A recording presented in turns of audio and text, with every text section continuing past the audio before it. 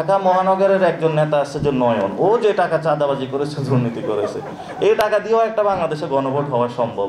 গেল শনিবার রাজধানীতে এক সভায় বাংলাদেশ জাতীয়তাবাদী দল বিএনপি ও যুবদল নেতা রবিউল ইসলাম নয়নের বিরুদ্ধে এভাবে বক্তব্য রাখেন জাতীয় নাগরিক পার্টি এনসিপির মুখ্য সমন্বয়ক নাসির উদ্দিন পাটোয়ারি।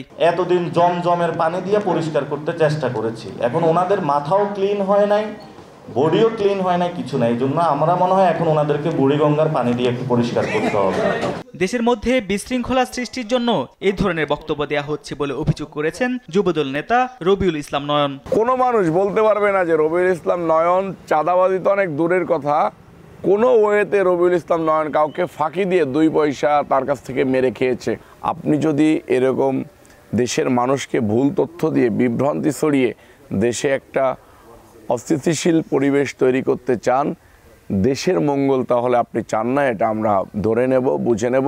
এদিকে এমন বক্তব্যে সম্মানহানি ও হেয় প্রতিপন্ন করা হয়েছে অভিযোগ এনে নাসির উদ্দিন পাটোয়ারির নামে মামলা দায়ের করেছেন নিউ মার্কেট থানা যুবদলের নেতা কাজী মুকিতুজ্জামান। সোমবার ঢাকার চিফ মেট্রোপলিটন ম্যাজিস্ট্রেট আদালতে এই মামলার আবেদন করা হয়। 5 আগস্টের পর থেকে উনি বিভিন্নভাবে বিভিন্ন রাজনৈতিক দল নেতৃবৃন্দের নামে তাদের ইমেজ নষ্ট করার জন্য তিনি প্রতিনিয়ত উদ্ভট এবং মনগড়া বক্তব্য দিয়ে যাচ্ছে। আদালত অভিযোগ আমলে নিয়ে গোয়েন্দা পুলিশকে তদন্তের নির্দেশ দিয়েছেন বলে জানান বাদীপক্ষের আইনজীবীরা। উনি এর আগেও দেখা যায় যে বিভিন্ন সময় দলের বিভিন্ন সিনিয়র নেতা যেমন সালাউদ্দিন ভাইকে নিয়ে উনি মন্তব্য করেছেন। আজকে আমরা ওনার বিরুদ্ধে একটা মামলা ফাইল করেছি।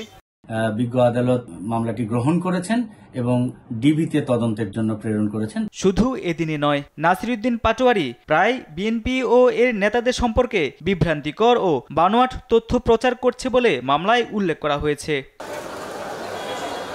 তারেক মাহমুদ সুজন, দেশ টিভি, ঢাকা।